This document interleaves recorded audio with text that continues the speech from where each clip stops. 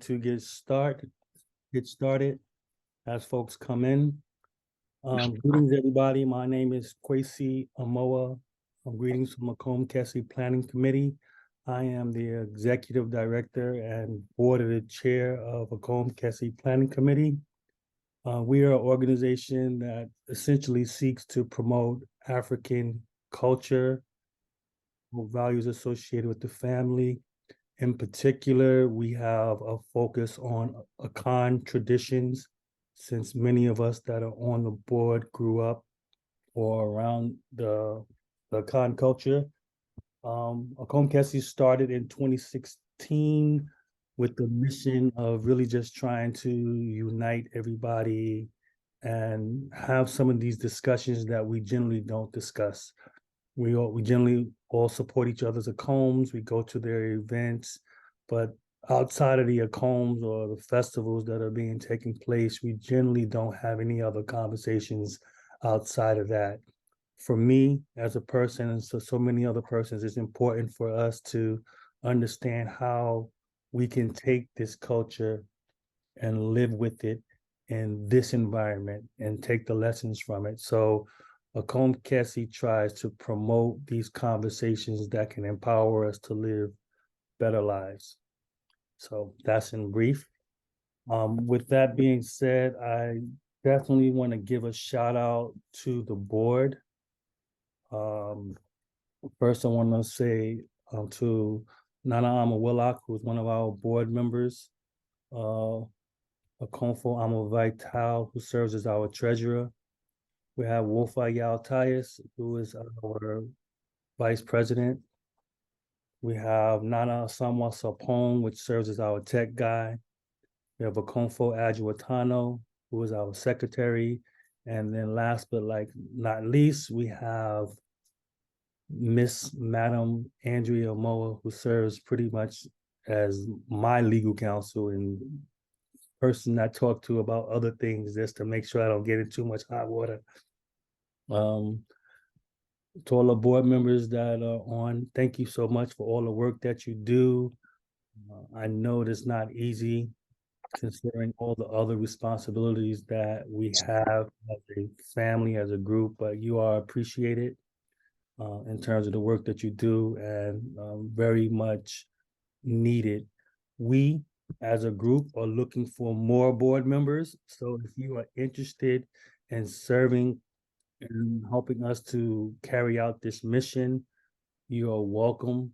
Please send your information to me. I can present it to the board. We can invite you to have a conversation and we can go from there. But you can send the information to me. And if you need more information, you'll definitely, we can get that to you. I can get that to you. With that said, I want to be able to open up with a prayer.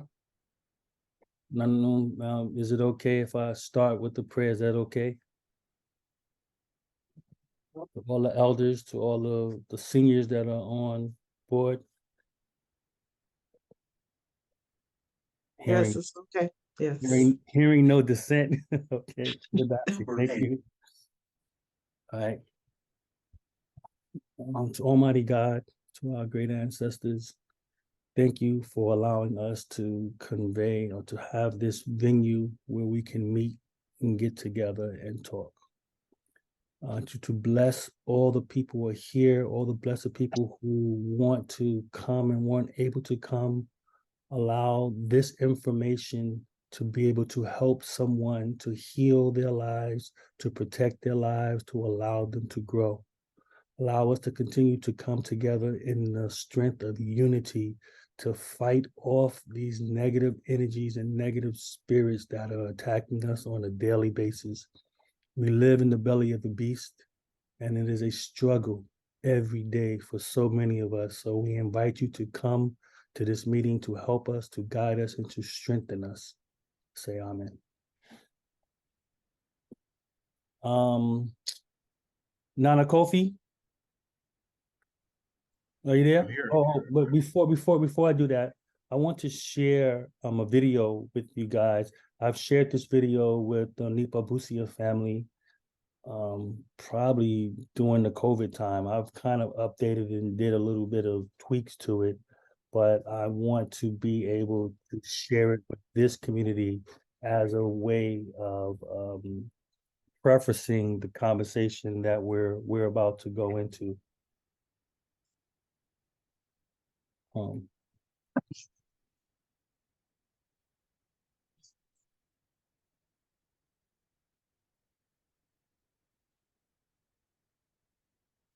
I have to apologize. I forgot to mention one of our board members, which is Akonfo Kwabena Frempong, which is in Richmond, Virginia.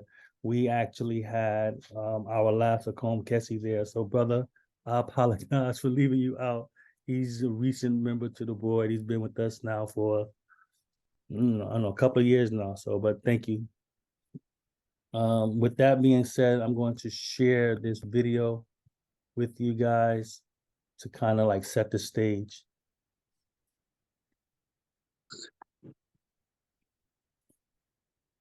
Can everyone see that?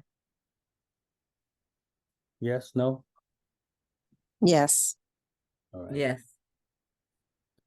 So like I said, I've shared this with the Onipa Busia family.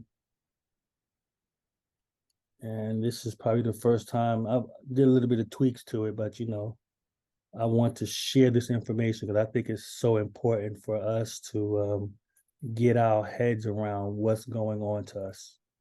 Hi, my name is Stan, and I have been watching the Black Power community for the last 100. Can y'all hear that? Yes? Yeah, we can hear, but is he Yes. supposed to be talking? I mean, we're supposed to, Yeah, we just hear. he's not talking. Long just hear it. He's just still image. Okay, all right. years. All right. I just noticed you guys have been having problem figuring out what to do with me. You see, I am the white man. The guy who has been running the world for the last 2,000 years. The reason I stopped by today is to help. I have been watching you guys fight over gaining real black power, and I thought I would give you a few pointers since we white guys have been running things ever since we invaded Africa. I figured I would lay out a blueprint to help you achieve your objectives. Might as well use a plan that works. Right. Besides, it beats the backwards, no progress, mistake ridden process your people have been trying for the last 400 years. So I knew all of you needed some help. Especially after Barack Obama got into office. He is a great guy. But a black man in a white man's house ain't really saying much, considering all the hell you people have been through. But do not get me wrong, I know in many ways you were happy to get at least one black into office. This is good when you want to run politics, but ruling the world is what we folks specialize in. Have you ever heard of the Illuminati? Well, that is the kind of coordination you are going to need to begin taking over the world. Today, I am going to give you 3 things to do to begin to take over the world. You can use these 2 to begin to gain real black power. 1. The first step to taking over the world is unity. I know you have heard of this before, but black people really struggle with this one. You just do not seem to get it. You would rather fight against each other instead of your enemies. This is bad business, and you will never get true freedom doing things this way. Instead, do what we did to gain power. We divided and conquered entire countries based on their differences while holding true to our similarities. I am white, there is no changing that. My God-born tendencies is to preserve my own. Nothing is racist about that. It is just common sense. You people are the stupid ones going around trying to love everybody but yourselves. We kicked your butts here in America for over 400 years, and you are still going around talking about Jesus loves everyone. While you have been doing all that praying and jumping around, we have been buying up the world and making laws you have to abide by. No offense, but everyone else has unity but you. Look at the businesses in your neighborhood. The people that control it don't even look like you. In fact, everyone that comes to this country sets up a business in the black community, the Asians, the Indians, the Latinos, the Arabs, the list goes on and on. Aren't you tired of allowing other people to supply your food, clothes, and shelter? One thing that they have is unity. 2. Once you get unity, you are going to need to get organized.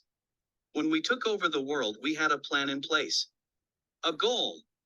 Since we whites make up a small percentage of the global population, we knew the only way for us to exist was to enslave non-white people. This was our global plan for white supremacy. But we didn't stop there. We organized a military force behind our goal and executed it with perfection. Killing men, women, and children across the globe with brute force. Whatever we needed, we just took it. And if blacks or Native Americans did not like it, oh well. Remember, there are no rules in war. Our objective is to ensure survival. But you black people seem to think your economic hardships, social injustices, and higher arrest rate just happened on its own. Never mind, we worked for centuries day and night to keep your people exactly where we want you, on the plantation. Yes, it is true. Let me tell you a little secret. Most white people are not going to tell you this. It is our family secret. We have kept pretty quiet about this, and for good reason. You see, all that free labor my white ancestors got from your black ancestors translated into a lot of money. In fact, the black slave trade was the greatest wealth building tool in human history.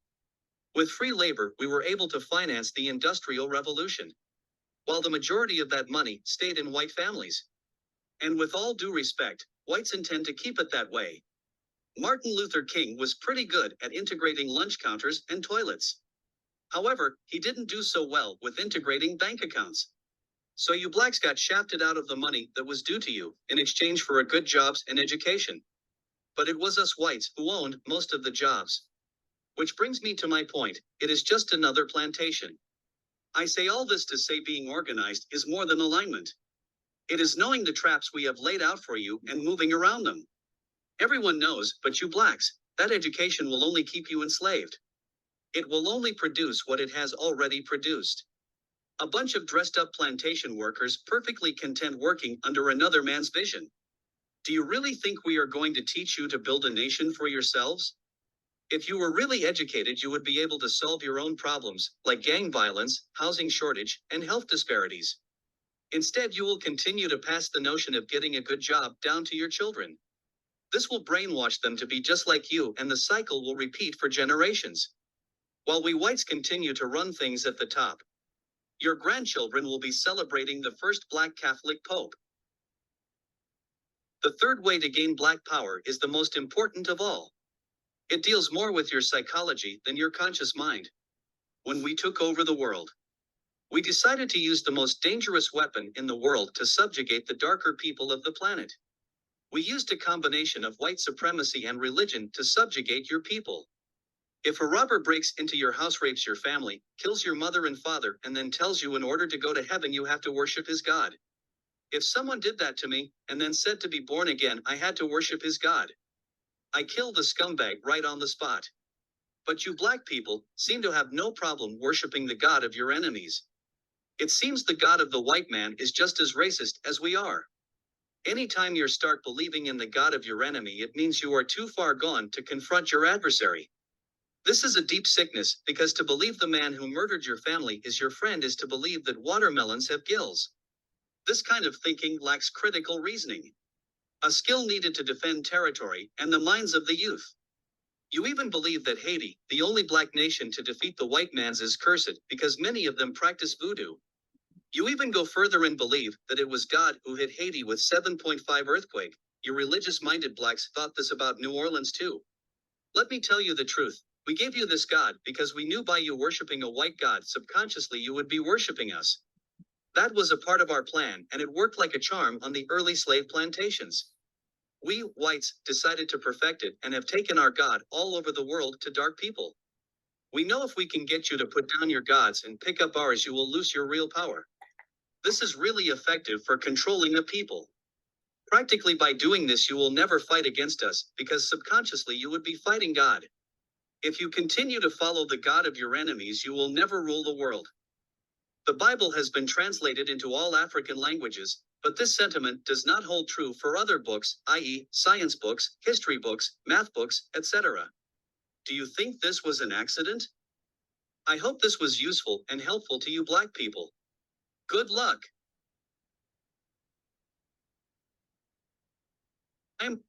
Hi, my name is Stan, and I have been watching the Black Power community for the last 100 years.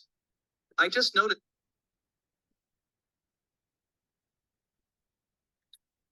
Alrighty. So I wanted to share that with the community. want us to think about, and we know what we're dealing with, but I think just seeing this presentation kinds of allows us to think about, hey, you know, we still have some serious work to do. I was having a conversation with some of my brothers the other day, and I was saying, if white people decided they wanted to re-enslave Black people, what would we do? The military might. We see what's happening over the Palestinians in Israel, how they're going over there just killing people mercilessly. It's just ridiculous. And they're resisting, but they're so outgunned, it's not even a fair fight. So think about the United States, think about all these European powers, how they've invested heavily in guns and weapons, that if they decide they just want to go rogue and say, you know what, we're keeping all Black people, we're making them slaves again, we're going to put them back in slavery. I recently just saw a TikTok that said, or it was an Instagram, where a man said, well, if these Black women are going to abort their babies anyway, why can't I just buy them? And I'm like, what? I had to listen to it again. But it's serious. And I don't think we're entertained. We're entertained with all the little gadgets and the TVs and stuff like that. But silently, these folks are planning something in the background, and then what are we going to do in terms of resistance to that? So my solution is we have our African science that will help us to get through whatever they're planning. With that said, I'm going to turn it over to Akonfo Nana Ofori, who will introduce our speaker. Good evening, everyone. Very appropriate video to set the stage for our discussion this evening. I'm here with Hounnon Ayipevi and her uncle Jamil Shabazz here in District Heights, Maryland. I first met her at the healing circle that we held in September. She made a brief presentation. I listened to what she had to say, and subsequently came to visit her with Nana Akosua Bakai. And we sat and talked with her for about an hour and a half, no, more like 2 hours and a half, learning more about Vodoun as his practice in Benin. And out of that, we discovered that it's similar, but different in many ways in terms of how it's practiced in Haiti. So we thought it would be appropriate to share this information with the broader community. Hounnon is from the town of Ouida in Benin. Ouida is a melting pot of the various ethnic groups in Benin. She was explaining to me that there are 41 different deities from different ethnic groups in Benin and in Ouida. Ouida was also one of the primary ports from which slaves were exported to the Americas, to the diaspora. Hounon's father is Nago and Fan. Her mother is Aguda and Nago. She is fluent in Fan, Dende, Mena, French, and English. I have presented her with the customary drink and gifts that is part of protocol. And with that, I'd like to greet her saying, Magpalafia.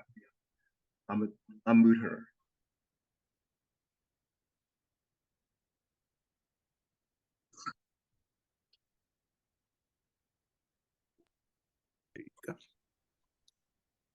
Good evening, everyone. I'm glad to be able to share all these Beninese informations with you guys, because I believe we all live the same place, and we were all supposed to know about all this. I first of all met Nana Kofi, and then later they come to me, we discuss a little bit, and I discover that there are many things like we always see with the Haitian people when they come to Ouida to have more, informations. They have some like part of the ceremonies and they miss the other part. So it's almost the same thing, but I believe the spirits are the same. It's just the way people or the way people from diaspora are practicing that has been changing from generations to generation. That's why it's keep changing. Because in Ouida, we keep doing everything in the same way since 1727. So we still have the shrine from that time. And I believe from years to years, you people will start traveling to Benin to learn more about your roots. So I'm here today to share a little bit of my experience, how I come to become Hounnon, how things happen in Vodou culture in Benin, how it works. So first of all, I'm going to start from my birth ceremony because the birth ceremony is the most important ceremony we can have. Anytime that we give birth to a baby, we need to have this birth ceremony to find out the baby's spiritual ID, to find out who this baby is going to be. Is he a reincarnation of ancestors, or which deities are his main deities? Is this baby called to become a priest, a priestess, or adept? So we find out all this. And already from my birth ceremonies, I've already, or my parents already know who I'm called to become. And at age of 16, I had to start my ceremonies, initiation ceremonies at Vodoun, which means adept. So first of all, I had to spend 6 months in convents, learning the spiritual words, learning the spirit, the deities, the rule, the colors, what they eat, the beads, how to make the necklaces, also how to cook the foods when each deity is because it's according to each deity. And also started to learn how to communicate with the spirits. So during these 6 months, I've learned how to feel the spirit, how to communicate with them, how to understand when they're trying to tell you something or when they're trying to give a message. After these 6 months, the next level was more deep because during this one, I was called to see or to get in the other words, like let's say the spiritual words, to see the spirits, not how they look when we have the shrine, but to see them. And also to learn the Vodou language, because there is a language after your initiation you should speak, and this language is only for the adepts. So to talk to each other when there are many people, we are just able to use this language, which only the Vodou people can speak.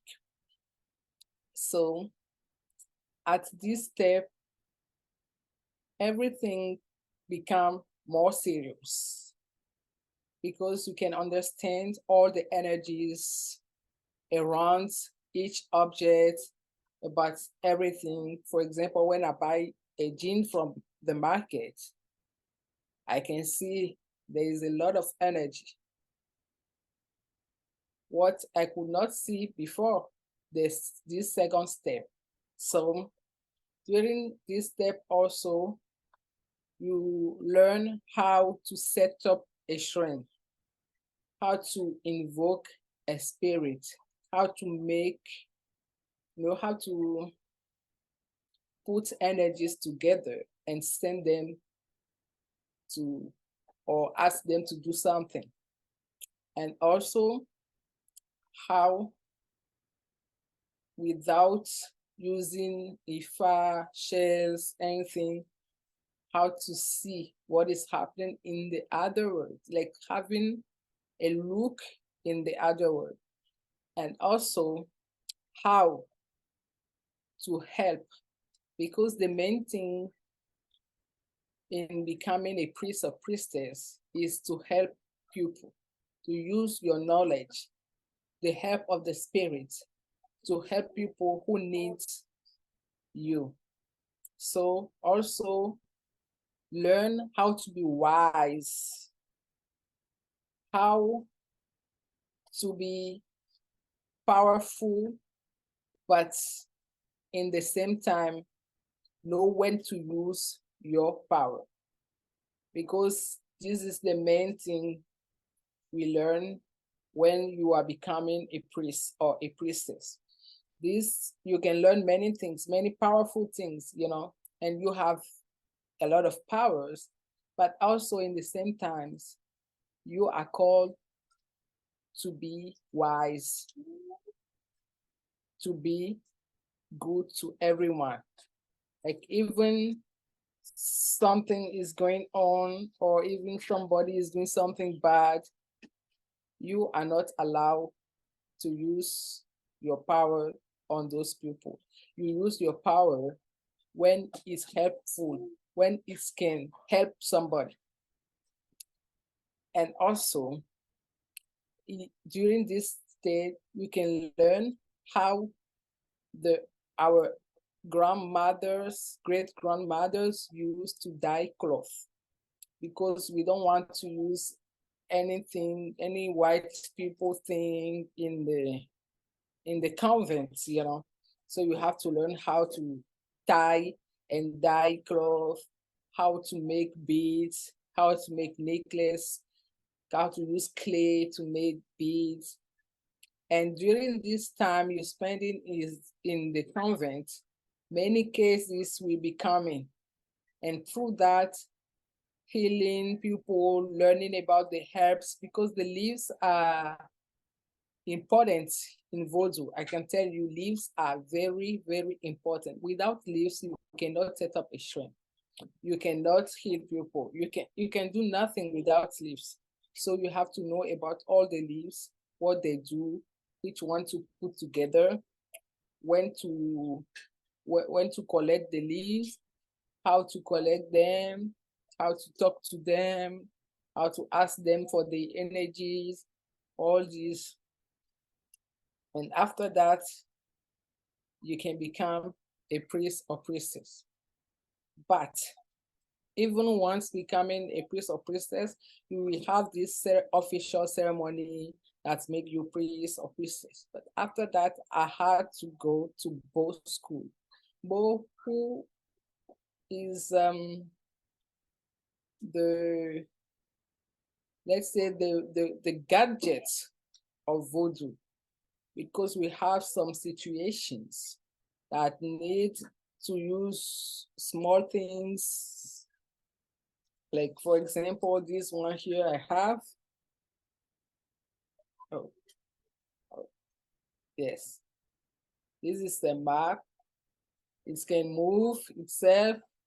You can ask him questions.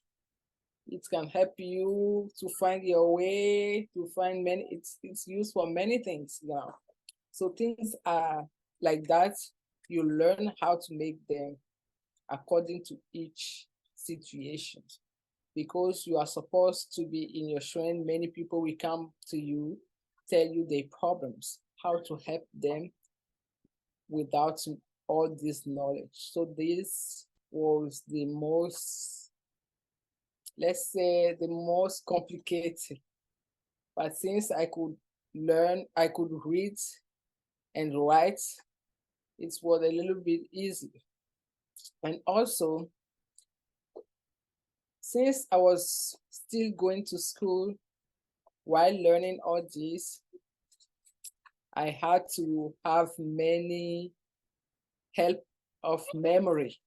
We have some leaves you put together and you use them to have good memory, fresh memory, and then you can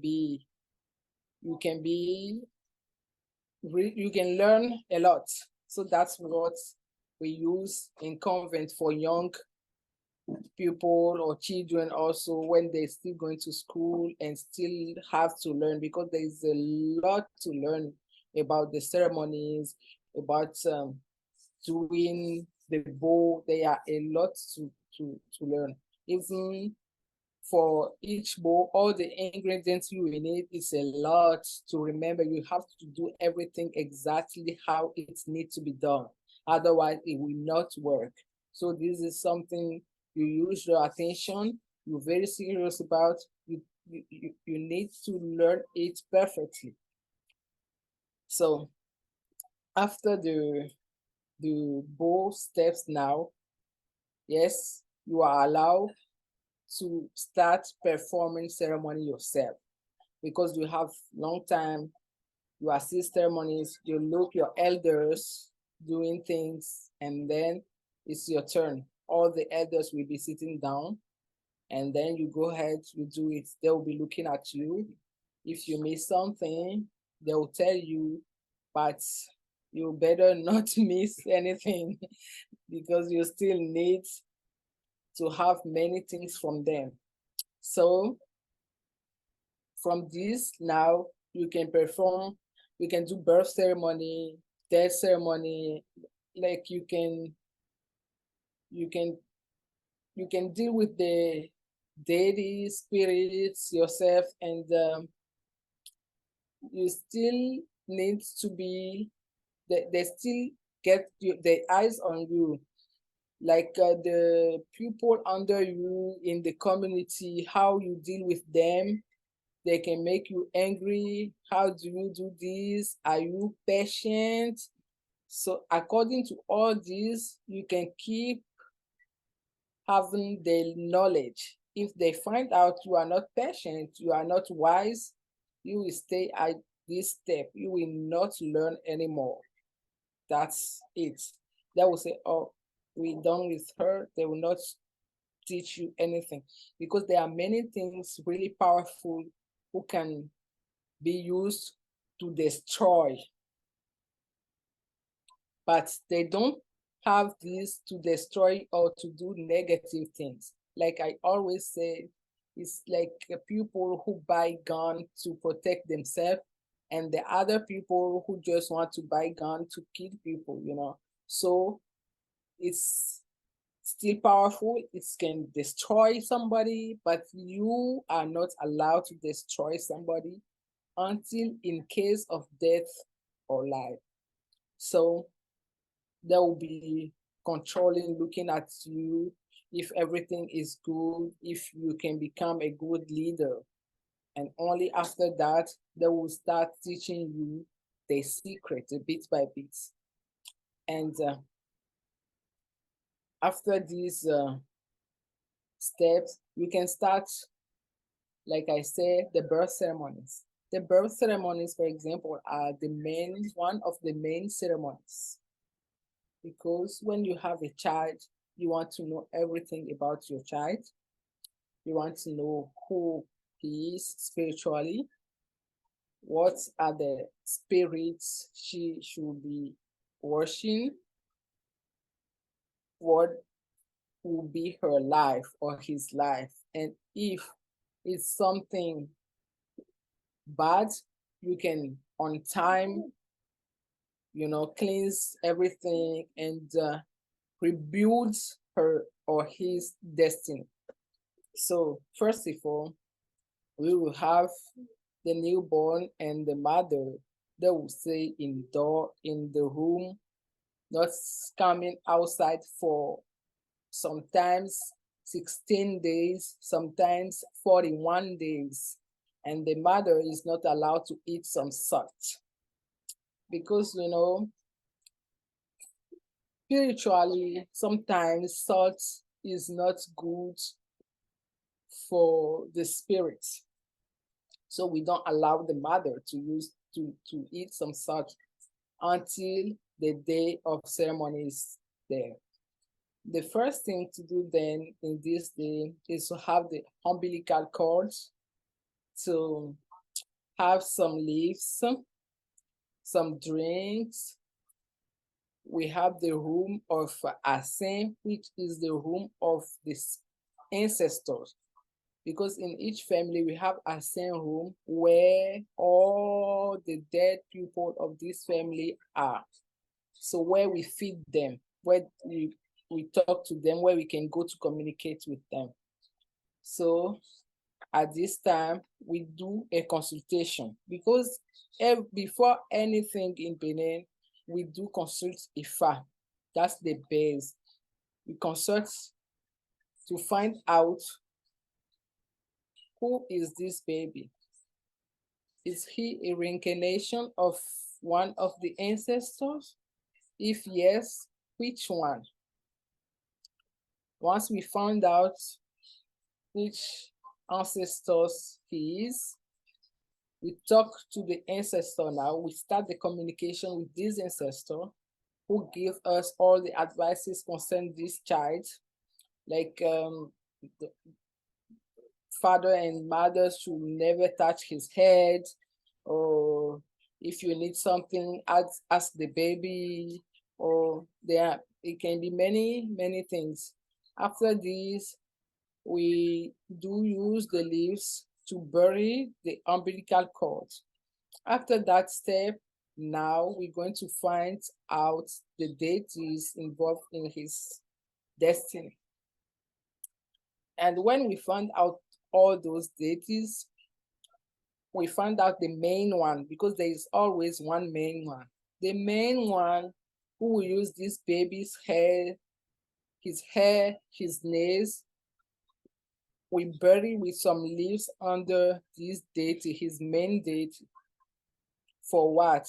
Because we want this baby, even he is 50 years old, he will still have to come back to his main deity, have his ceremony, and become who he is supposed to do. He cannot just make his life without voodoo. No, he still has to come back to this deity.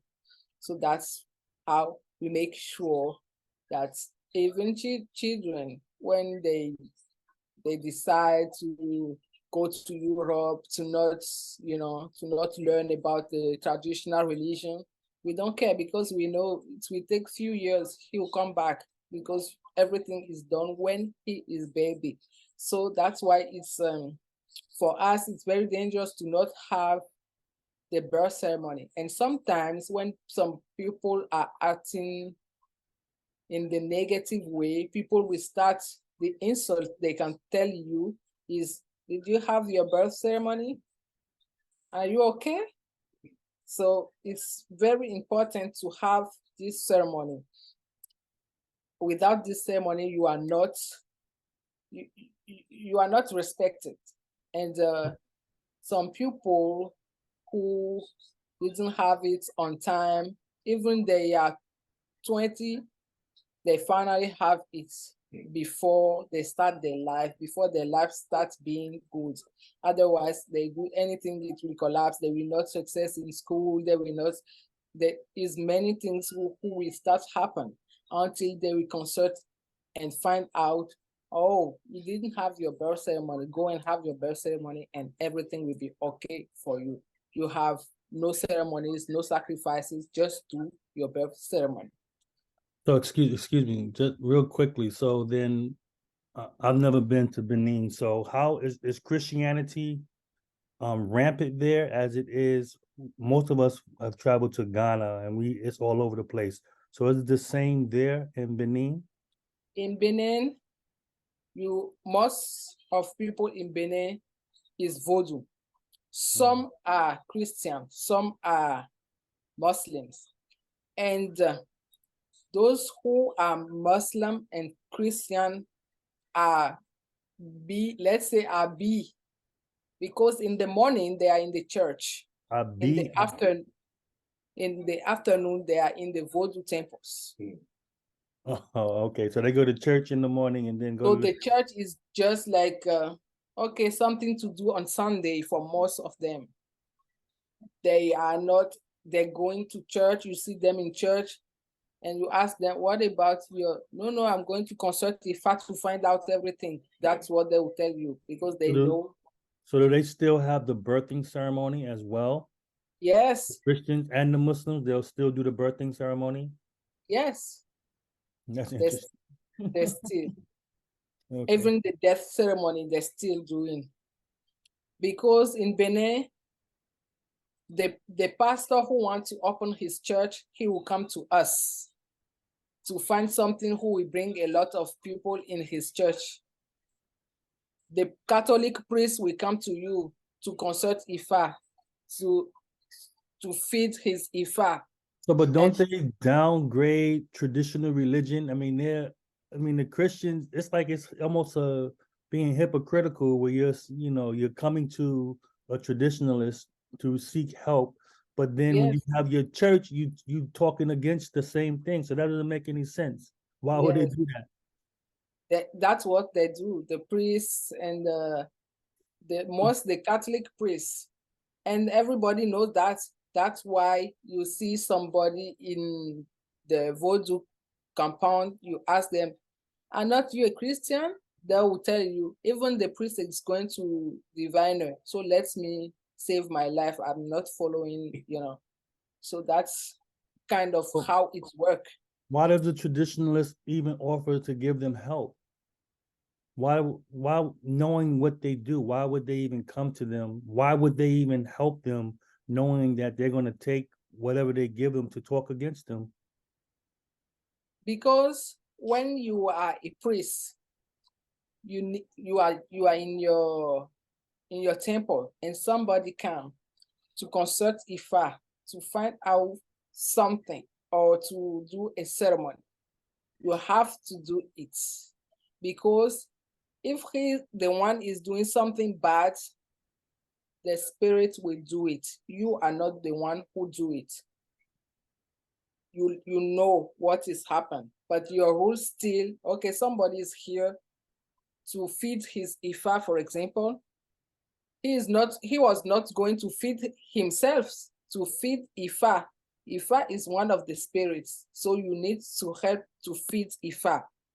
And since he is a priest, Christian priest, and he knows that he had to feed his Ifa, that means the spirits are doing something there.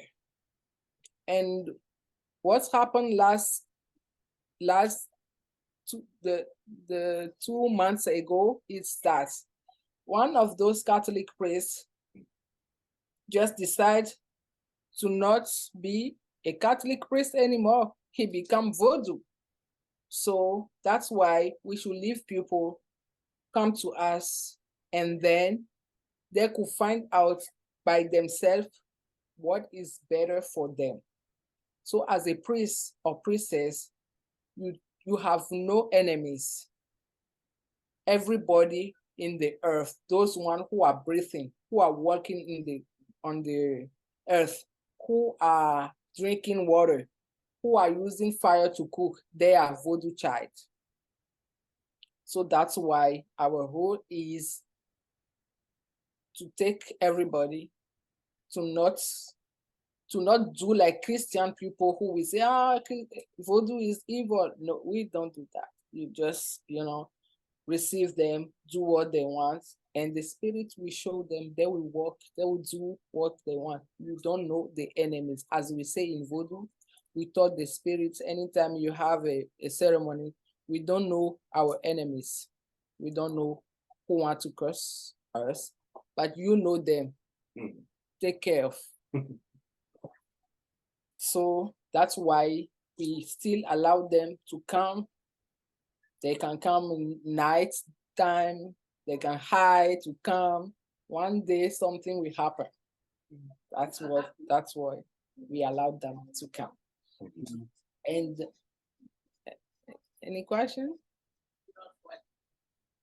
And after this birth ceremony, we notice that we also have burial ceremony, which is also very important, because anytime that we lose somebody, the first thing to do is all the member of the family to get together to consult the oracles, to talk to the dead one's spirits, to ask him to find out if it was natural death. If yes, how to bury you? When do you want to have your burial ceremony? What can we do? So it's according to that consultation we will do what we find out, because we never decide anything in Voodoo in Benin. We always follow the advices of the spirit. That's why in anything we always be consulting, talking to the spirit, asking them, are we on the good way?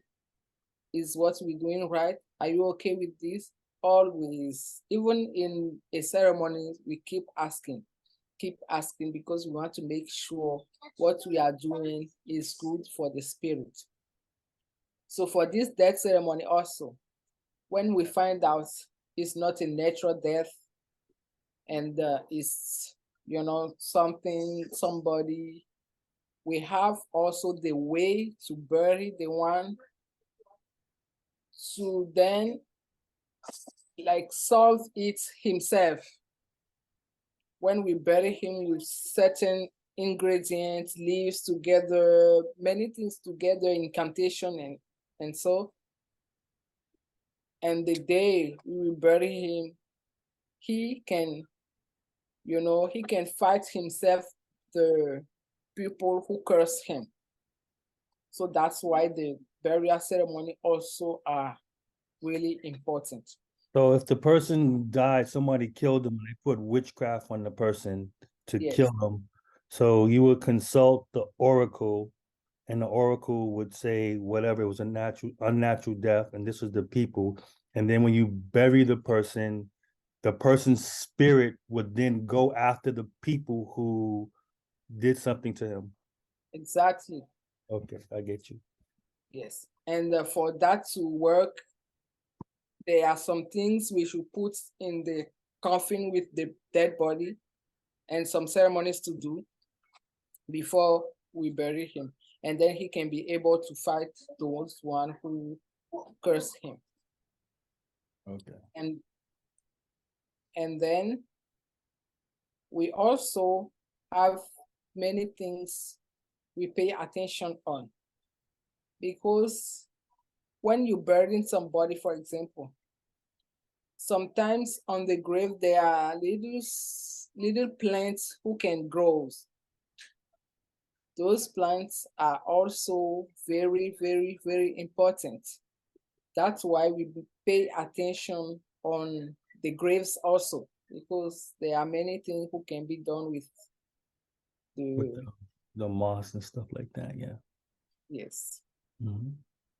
And then we can talk a little bit about the Ifa importance in our Vodoun society. I'm sorry. Let me ask you a question. In Benin, do they do cremations? Is it No, a taboo to burn the body? we don't burn a body. Is that because you just traditionally you didn't do it, but now in modern times they have the equipment to be able to do it? I mean, and the reason I'm asking this question is because we here in America are having this discussion about a burial society for people who want to have a traditional burial, and cremation is an affordable way to do it. And I know the body is important, So is it possible to do all the rituals to the body? After the rituals are done, then have a cremation ceremony, which that would just be for the family and whatever. And that's why I'm asking that. You know, for this, we will have to do a consultation to Have to consult the consult. oracles to Mhm. find out. Okay. Because, for example, when somebody die in far from home and they cannot bring his dead body, the most important thing they will ask for is the nails and the hair. The nails and the hair.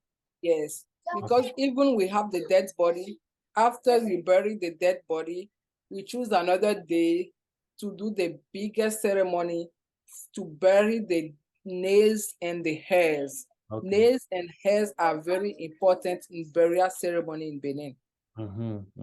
Okay. And even the dead body is in the cemetery.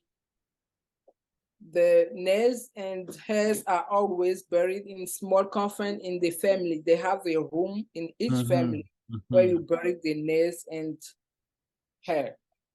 Okay. Yeah. So according to this, we can say maybe it will be possible before to the cremation to cut the nails and hairs. Like when we don't have the dead body, we do with the nails and hairs. But it's still, we still have to find out with consultation. Do they have any traditions like in the Khan? They have the Yegor Bra, the puberty rites for the girls. Do they have similar something like Sorry?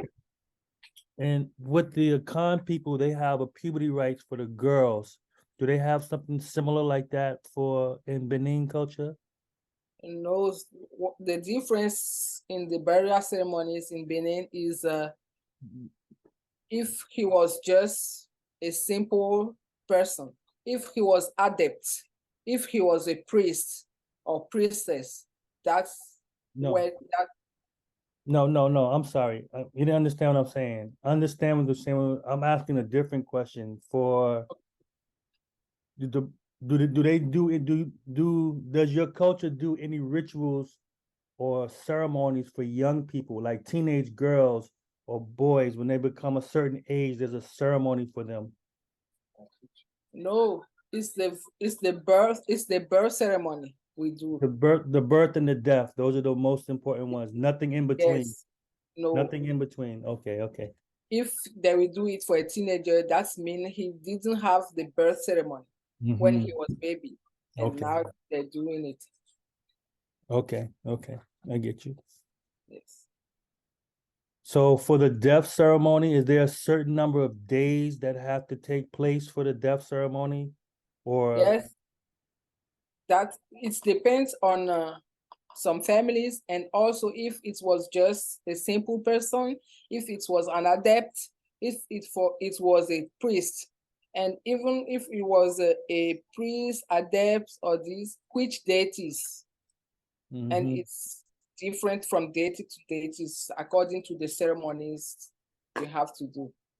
so when you do the consultation will lay out the whole thing. Yes, everything we need to consult to find out. Are we going to wear this cloth for his burial ceremony? Is Ifa who will tell us. And also sometimes we will have each member of the family, we bring cloth and we put those cloth in the coffin. It's also a ceremony. We do this ceremony in the morning before burying the dead body. Okay. So the Ifa consultation is the most important, in everything. We wake up in the morning in the temple, we have to consult to find out if this day is a good day, if the day is going to be good. Anybody who comes to you, you need to consult. That's why today, even in the university, we learn Ifa in the university in Benin. And for example, every year, all the diviners will get together to consult Ifa for the whole country in December to know how the new year is going to be for Beninese. And if there are sacrifices to do, the government gives some money, and then we buy everything and do all the ceremony we should do. So we can do nothing in Voodoo in Benin without consulting the oracles, because we are not the one who decide what to do. We need to hear from the spirit. What do they want us to do? How do they want us to do it? So this is very, very important for us. So you have mentioned earlier that it was different in Haiti, the way they practice. So is this different because they didn't get the information, or it's just how it's evolved over time? You know, I believe since the ancestor, they travel from Benin to Haiti. From years to years, there will be some leaves they will not find there. There will be many things they will not find there. They will It's the just decide environment. to replace things. They will, start changing things. And sometimes you can hear them singing in Fon, which is our language, and you can hear what they're saying, but they don't know what they're saying. But they're still saying it not in the real way. So that's what we find out during the ceremonies with them. You can see they have the beginning right, and the rest is something we don't know, we never heard about. But we know the beginning. And sometimes they got the middle, and the rest is we don't understand. So we will have, okay, for this ceremony to teach them from the beginning to the end, and then they can have the way we're still doing it in Benin. And we explain to them, this is the way your ancestors used to be doing it. And maybe because you cannot find everything there, that things have changed. So bit by bit, we try to help them to reconnect themselves to the roots, to get the whole things, because they kind of miss some. And also, I think because the enslaved people, they were not allowed to practice Voodoo. And some of them who still practicing, when they want to do mermaid ceremony, for example, they will put the Virgin Mary's, and it means they're praying for mermaids. When they're praying for twins, they will put the Saint Peter and Paul. And when they're praying for Shango, they will put the Saint Michael. So that is also part of how they think changed a little bit, because for them to put this picture, you can also imagine they will not have all they need for the ceremony. So they will just decide to replace some things. And since it's from the heart, the spirits will still follow, because they will understand they cannot find everything, and kind of, that's what I believe.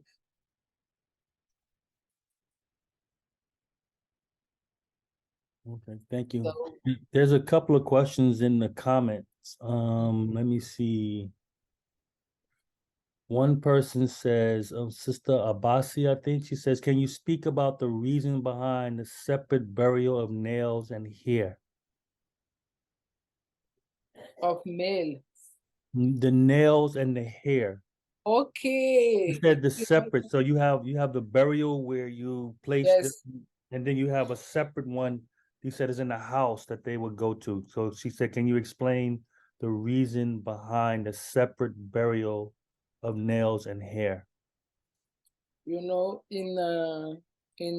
Vodou traditional religion, we've learned that the main birth, the main burial ceremony is the nails and the hairs, because nails and the hairs are, they are not going to be spiritually, they are not the kind of same energy, you know. The power behind the nails and hairs is not the same with the dead body. And when you put the nails and the hairs in this little coffin, you can see it's different. It's not the same vibration. It's when you try to communicate, it's quicker. You reach the body, the person quicker than when you talking to the body. And even when you use the nails and hairs, even the dead body is like 1,000 kilometers away, it's quicker. So the energy or the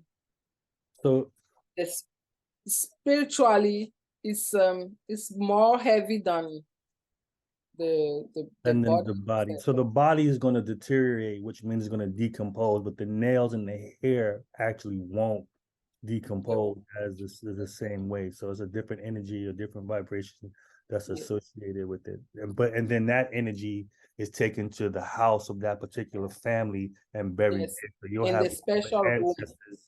You have all the ancestors for that family there, for where you can communicate and consult with them, as opposed to a cemetery.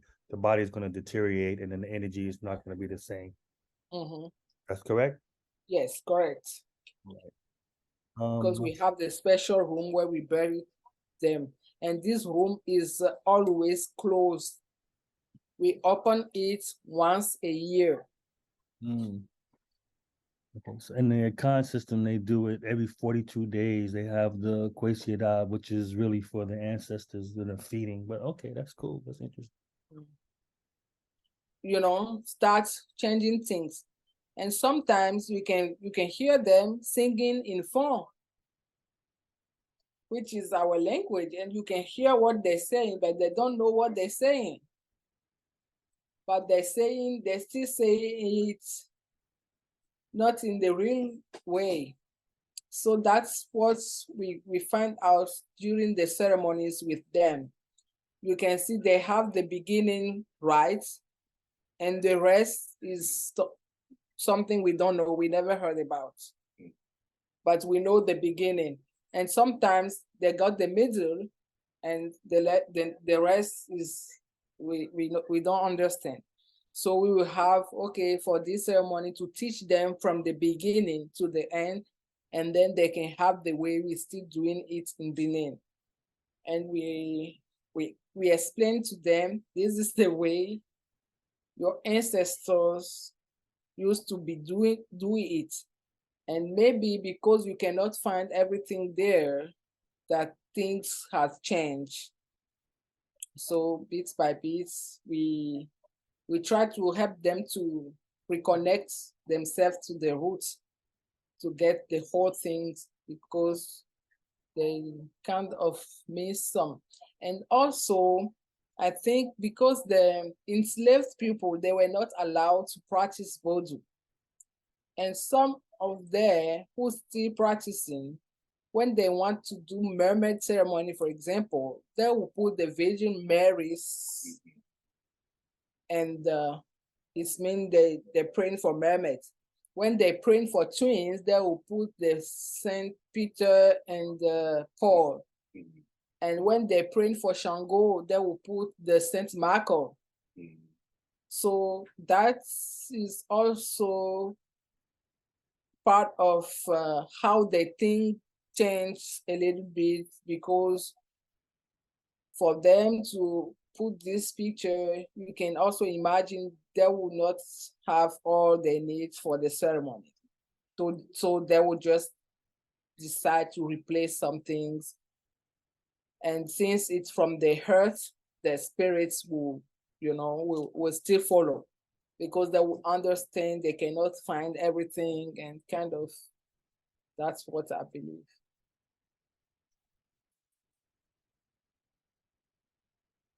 Okay, thank you. So, There's a couple of questions in the comments. Let me see. One person says, Sister Abasi, I think she says, can you speak about the reason behind the separate burial of nails and hair? of male. The nails and the hair. Okay. You said the separate, so you have the burial where you place Yes. and then you have a separate one. You said is in the house that they would go to. So she said, can you explain the reason behind the separate burial of nails and hair? In Vodou traditional religion, we've learned that the main burial ceremony is the nails and the hairs, because nails and the hairs they are not going to be spiritually, they are not the kind of same energy, the power behind the nails and hairs is not the same with the dead body. And when you put the nails and the hairs in this little coffin, you can see it's different. It's not the same vibration. It's when you try to communicate, it's quicker. You reach the body, the person quicker than when you talking to the body. And even when you use the nails and hairs, even the dead body is like 1,000 kilometers away. It's quicker. So the energy or the spiritually is more heavy than the body. So the body is going to deteriorate, which means it's going to decompose, but the nails and the hair actually won't decompose as the same way. So it's a different energy, a different vibration that's associated with it. And then that energy is taken to the house of that particular family and buried. Yes. So you'll in have the special room. You have all the ancestors for that family there for where you can communicate and consult with them, as opposed to a cemetery. The body is going to deteriorate and then the energy is not going to be the same. Mm-hmm. That's correct? Yes, correct. Because we have the special room where we bury them, and this room is always closed. We open it once a year. Okay, so in the Akan system, they do it every 42 days. They have the Kwesiada, which is really for the ancestors that are feeding. But okay, that's cool. That's interesting.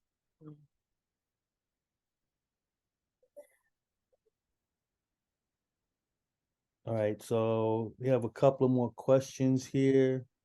Hey, Bow here.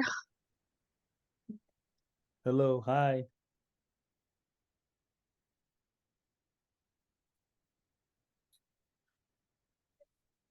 Okay, so you said there are no rites of passages for children. Ana Ama asks, are the Isan people originally from Benin? Ifa people? No, she says Isan, E-S-A-N. Isan.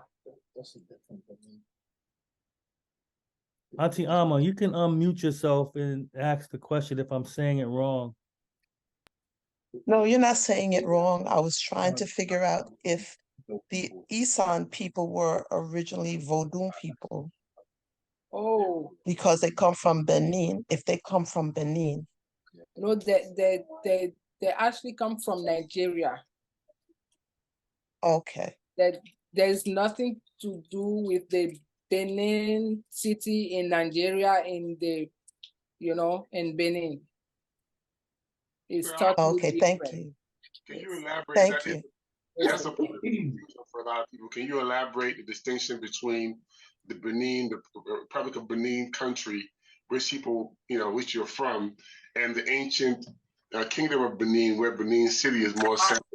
Confuse the two of them. Can you speak of the distinction between those two entities and how they're related? You know, Benin country is it's recently called Benin. Benin, the country is the Kingdom of Dahomey. If you guys have watched the Woman King, you will heard from the Kingdom of Dahomey. Benin Kingdom of Dahomey became Dahomey. The country was named Dahomey. And after the Dahomey, when they got the independence, it's become Benin, which has nothing to do with, Benin City in Nigeria.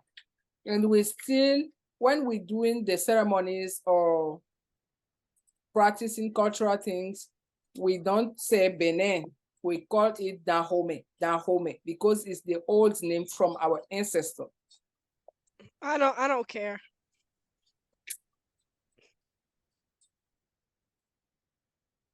Barbara, please remove Bob Reed. He's an intruder and he's trying to disrupt the program. Please remove him from the program. Bob Reed. Please remove the guy you just said. Very good. Okay, Bob. Thank you for pointing out that distinction because I didn't know it was two different places. Mm-hmm. So Benin City in Nigeria is there's nothing to do with Benin Republic. Benin is Dahomey. Dahomey was the main name of Benin Republic. It's after the independence they called it Benin. But we don't usually use Benin when we are doing our cultural things. We just call Dahomey because we know what Dahomey means, but we don't know what Benin means. Another question is, what is the once a year ancestor ceremony called? The one ceremony, ancestor ceremony called Asen Nandudu, Asen Nandudu, because where we bury the nails and the hairs, we also have the altar of the dead people we call Asen, and it's through this altar we can feed them. So we call that room Asen Ho, room of Asen. And this is Asen ceremony. Asen is the portative altar of the dead people where we feed them and we can communicate with them.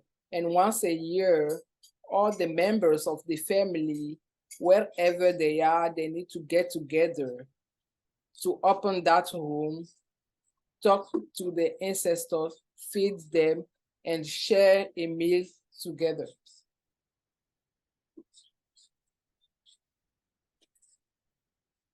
So in the Benin culture, the name of the deity. So for example, I just recently read a paper for the Fanti people where they have 77 shrines, and they all have a place and a name, and it's very fascinating. In the Benin culture, is that similar? Do you have like a group of shrines that are paramount for the people there? Yes, we have a lot of groups of shrines. We have some categories of deities. We have the Vodoun Hunve. Vodoun Hunve are those categories who eats palm oil, blood, and everything. And we also have, we also have the Vodoun Hun, who also do not use blood and palm oil on the shrines. So in those categories, we find many deities.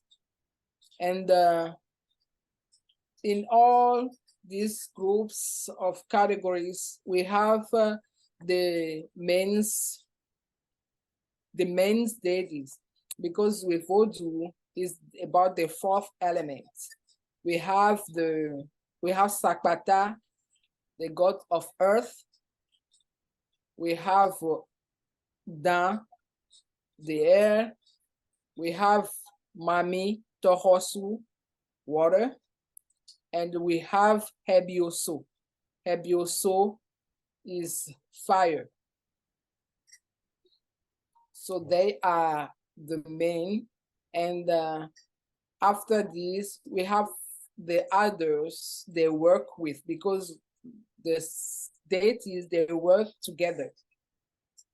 And according to their category, we have the works they do, what you can need them for, and you know. Okay. Thank you. Any other questions people like to ask? Let's see.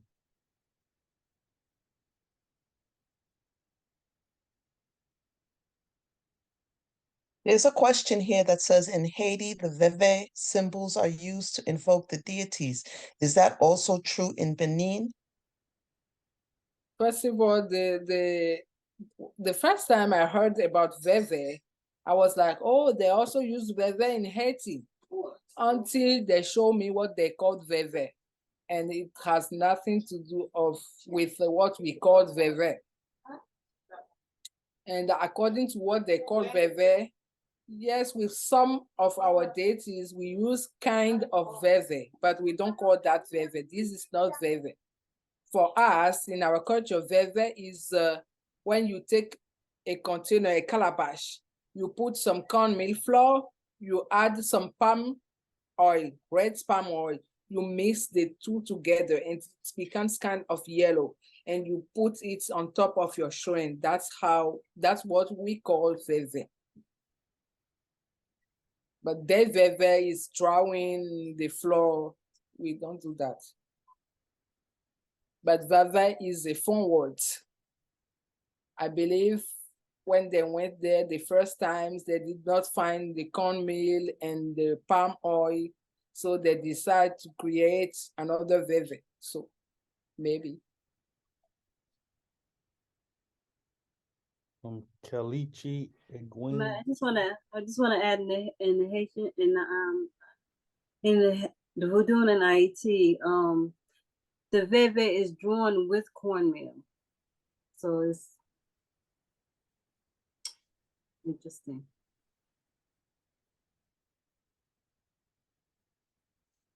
Okay.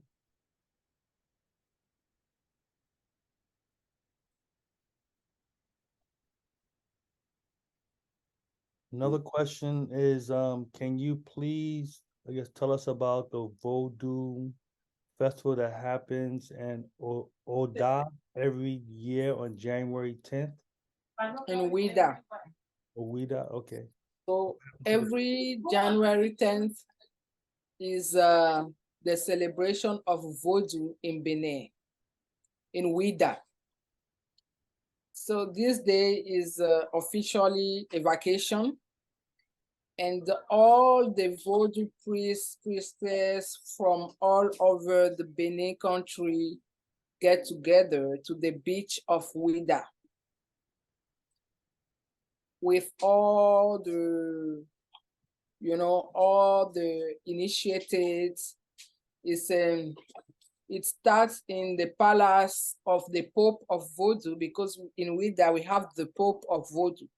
From the palace of the Pope of Voodoo, all the priests and priestesses get together, and they pour libation.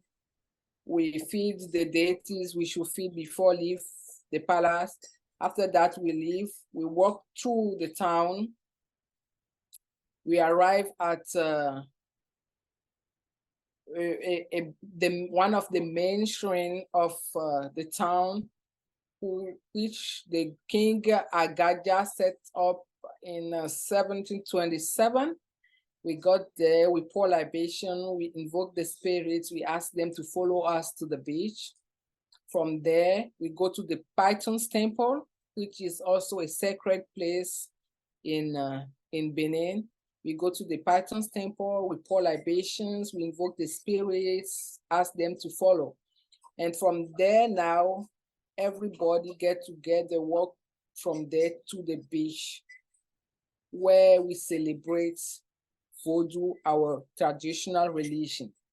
So also the government people, ministry, and these, they also come. Many people, many thousands of people come from all over the world. And we explain to all those people what Vodou is, what are the deities we worship in Vodou religion, and some of the adepts will dance and perform and let people see how adepts of each deities look, because according to your dressing up, your dance, the rhythm you playing, as Vodou person, you should know which deities you are worshiping up, which deity you are. So all of those groups perform to show what it is, and all the people who believe in Vodou is like a big pilgrimage. And then we get together, celebrate Vodou, and after that we do a libation, we pour libation, and we feed the spirits, and we also pray for those enslaved people who didn't make it, who died before going, because the spirits they're suffering, they're not resting in peace. So every year we invoke them, pray for them, and then that's a little bit how we celebrate the January 10th. But this January 10th, this day is only the official day. We priests and priestess, we celebrate it for 10 days.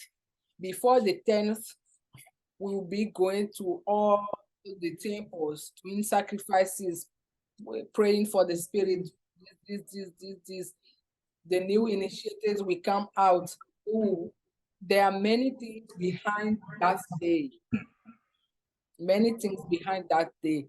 And even after that day, we keep doing ceremonies, because it's not only something about, okay, people will come and see to hear what is going on. It's not only about that.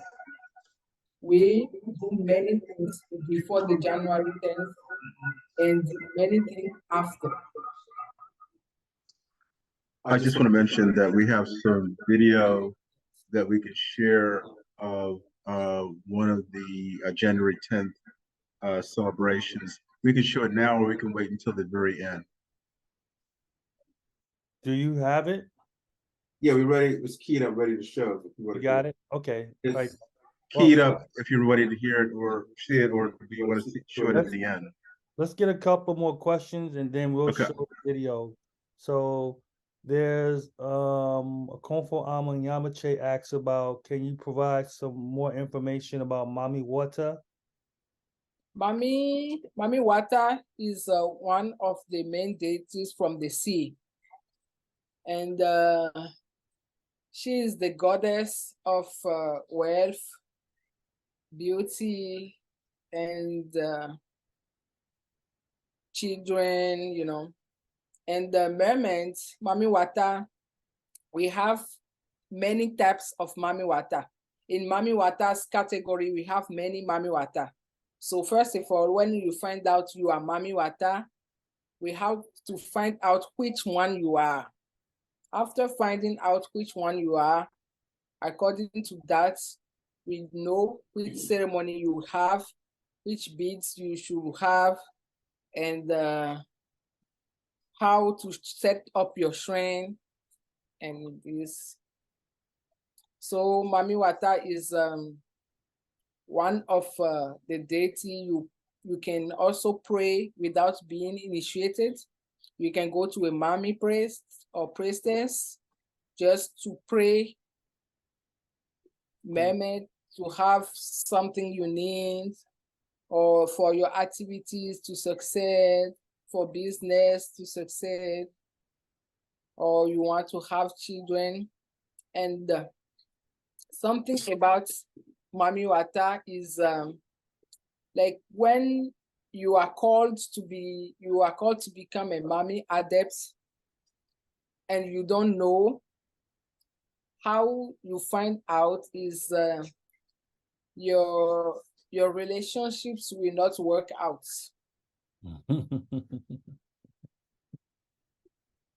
Maybe sometimes we will dream and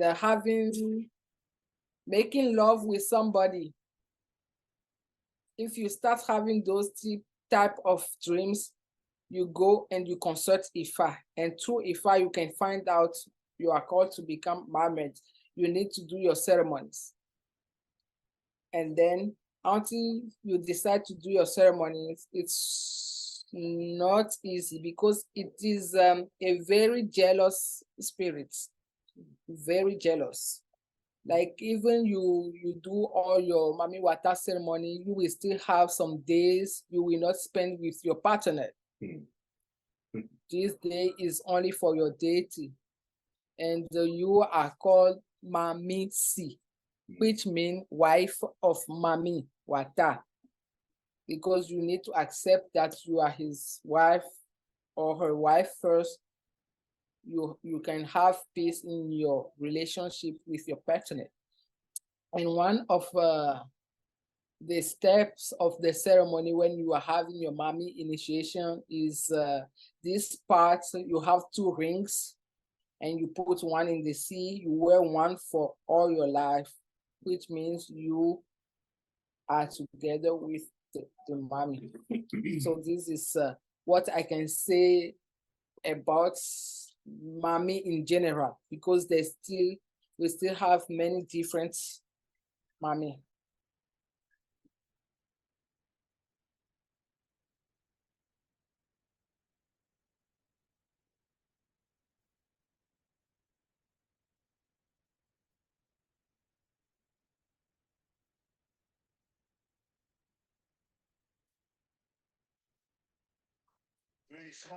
There's a question that asks if you are available for consultation or divination while you're here in the States.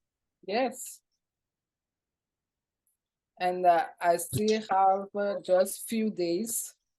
So you will, if somebody wants a consultation, divination, it should be in those days.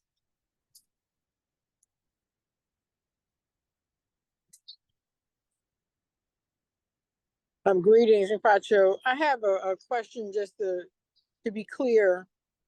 When you opened up, you talked about, I thought I heard you talk about doing some ceremonies for 16-year-olds. I just want to make certain there's no initiation for girls or boys, initiation into woman or initiation into manhood. I don't understand your question. Like rites of passages, like when you do this. Well, initiation. The man to the woman. No, you know, when you are called, you will see during some initiations, you will find that one person can be 50 years and his co-initiated can be 3 years.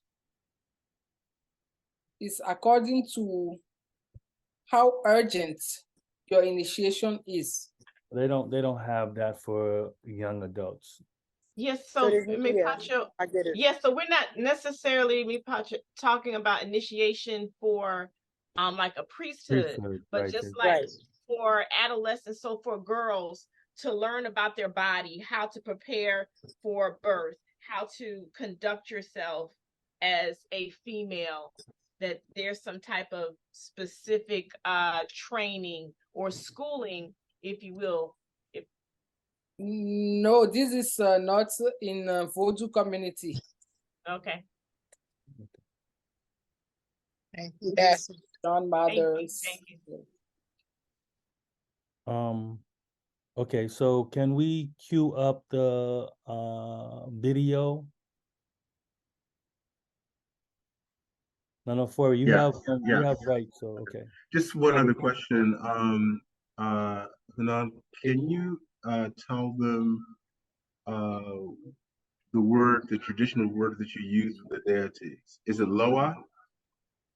No, the traditional we use, sometimes we use Yehwe, and sometimes we use Vodoun. How do you spell the first one? YEHOUN.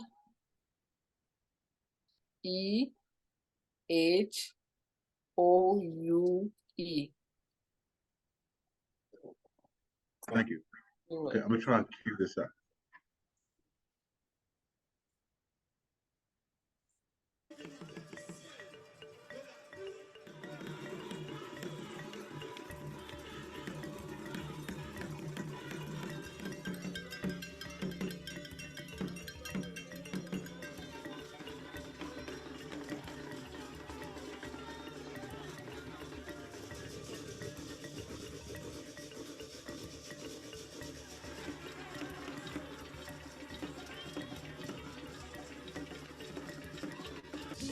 It is my first time in Benin. I came for the festival, which it's amazing. I've seen so many divinities and a lot of dancing. The most people from diaspora can connect their heart with this kind of knowledge.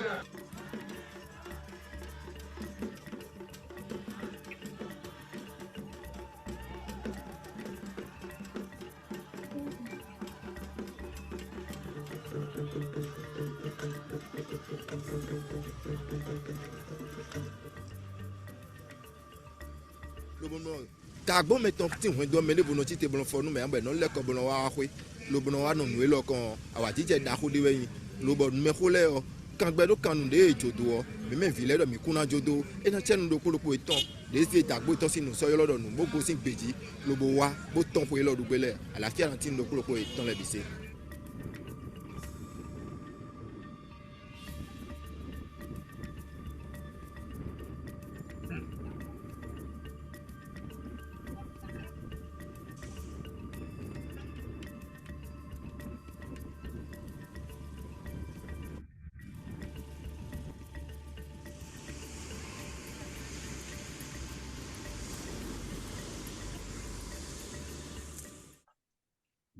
Okay.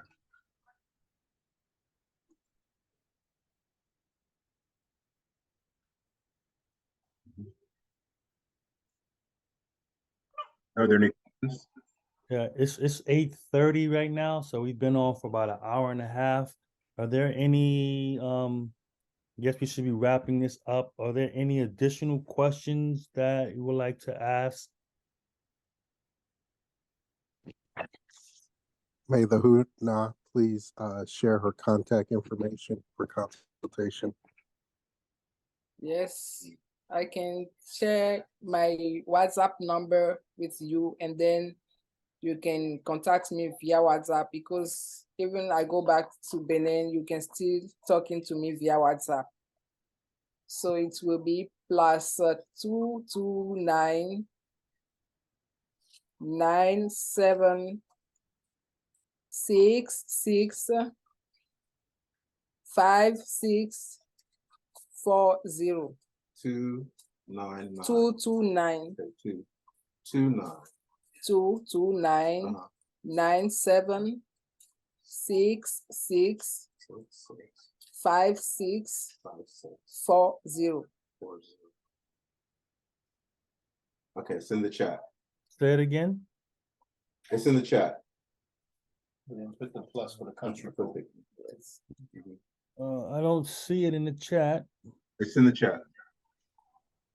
Okay. Oh, I think to Ama. I'm sorry.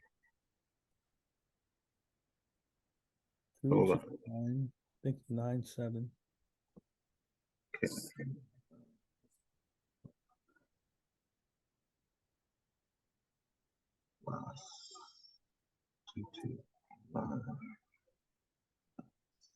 Is there any parting words you'd like to leave with us? First, I want to say thank you for giving us this conversation. It's been fascinating. It's been some really good information. Thank you. You're welcome. It's always a pleasure to share with my community because I believe we all have the same ancestors, and all this information we all have the right to share it. It's something from your roots, and it's a pleasure for me to share all this with you. And if you have any other questions later to ask me on my WhatsApp, I'm free to to answer your questions. If you want me to teach you some small things also, I'm okay. Well, we definitely appreciate it. This is beautiful. I have not been exposed to a lot of people for the Vodoun culture, so just hearing this, I know every year, they do the circle, the healing circle with all the different traditions, but I've never been able to get down there. So I'm very thankful just to hear this information and then comparing it to what I've done as a Nakan practitioner to what you're doing is very similar. I guess most of the traditional religions are. It's just the language barrier, but thank you for definitely sharing. You're welcome. You're welcome. Does any of the elders, would y'all like to say anything before we head out? Yes. I just also wanted people to know that Hounnon is now a new mother. Okay. She just gave birth about 4 weeks ago. Congratulations. Thank you. Yes, thank you for that. Her son is sitting here listening to everything. Yes, I did want to congratulate her because I know Che Fing has shared that she had just had the baby not too long ago. So congratulations. And thank you very much for sharing all your information. You were so giving when you were at our traditional spiritual ceremony earlier this year. And so we really appreciate your sharing tonight. Yes. So safe travels to you when you return home. I know Che Fing said you were trying to get things in order, but again, congratulations on the baby. Thank you. Thank you. And I would also like to thank you so much. I really appreciate all the information. And it's so nice to hear another traditional culture. And the way you speak about your culture and your religion, it's very traditional. You are not making any excuses for anything that you do. And I truly appreciate that. Thank you so much.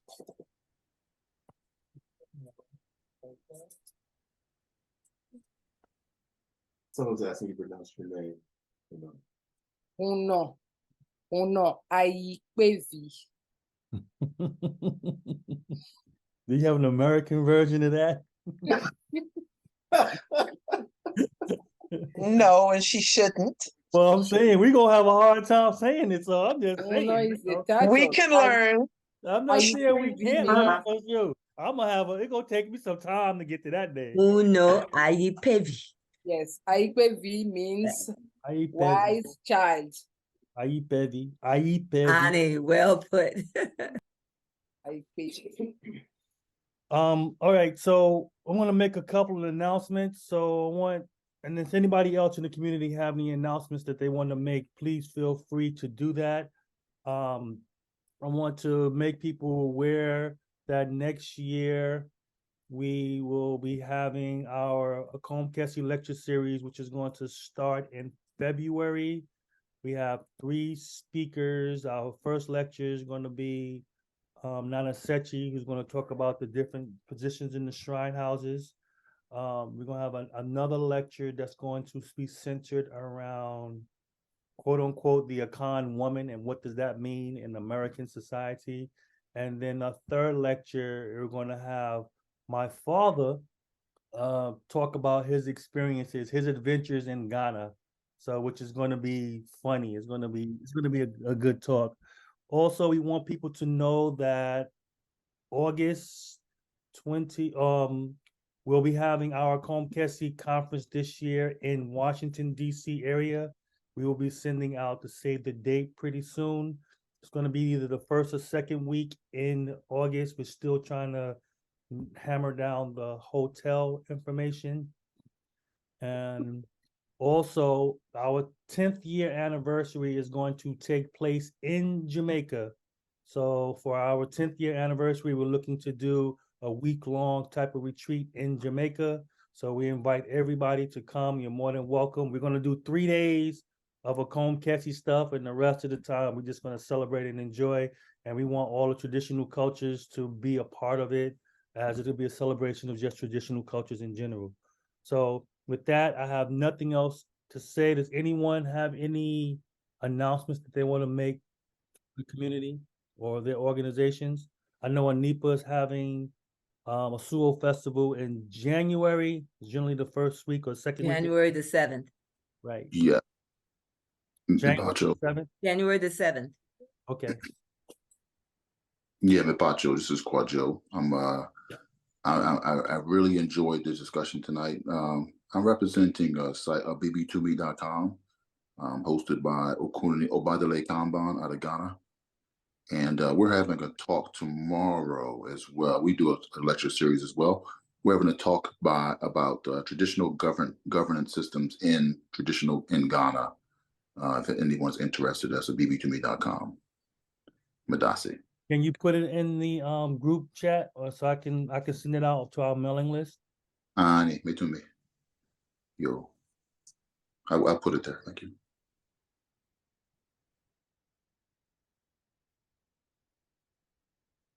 Anyone else?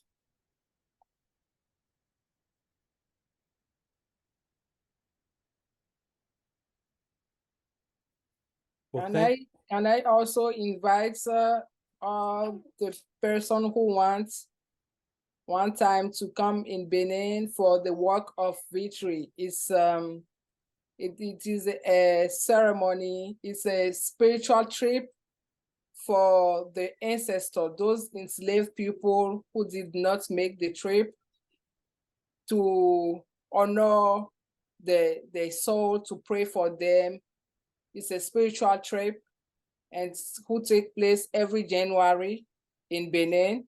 It's 12, sometimes 13 days, where you come, you learn the history, where the enslaved people were taken.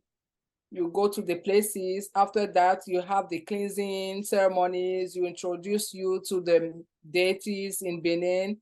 And after that, we go to the mass grave, where a lot of people are resting. And together, we pray for them. And we walk from the beach to the enslaved people market, where the main slave traders' descendants will apologize publicly for everything. And also the descendants of King of Abome will also apologize to the sisters and brothers coming from America, Caribbean, to apologize to them. And then together walk their feet and say welcome back home, and connect them to their roots. It's every January. So if somebody is interested, you are welcome. January when? It's from the 3rd to 17th. Okay. Thank you. Thank you. You're welcome. All right. Brother Fori, could you close us out with a prayer, please? Sure.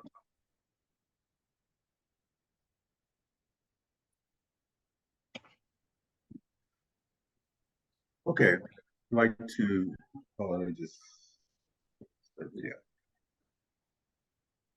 We'd like to thank the ancestors and the Yahoo. Yahoo. Yahoo. We give thanks for this opportunity to share and inform and elevate everybody's understanding about our traditions and ancestors. Particularly, we give thanks for Hounnon Ayipevi for taking the time to make herself available. I personally would like to thank her for coming to my house and performing certain rituals that were very important for my person. I encourage others to do the same. May Alekba open the way for her safe travel back to Benin. We ask that she greet everybody, her mother, and all the people in her village on our behalf. Tell them that her mission in America was successful. She elevated everybody's understanding. We pray that she'll be able to return to share with us again on this side of the Atlantic. Give thanks.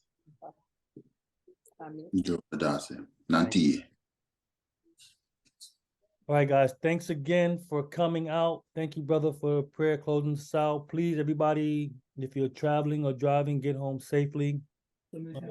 We appreciate you and stay tuned for future events that's coming up. Thank you. Thank you for arranging this and making it available for us. Appreciate you. Will this be available on your website? Yeah, I'll as soon as it's ready, I will upload it onto YouTube and then share it so everybody can have access to it. Okay. All right. I'll cut out some of the stuff that doesn't need to be in there. Okay. All right. Thank you again. Bye-bye. Good night, everyone. Thank you. Good night. Thank you. Thank you. This is great. Thank you so much for this. You're welcome. Thank you. Good night. Safe travel. Thank you.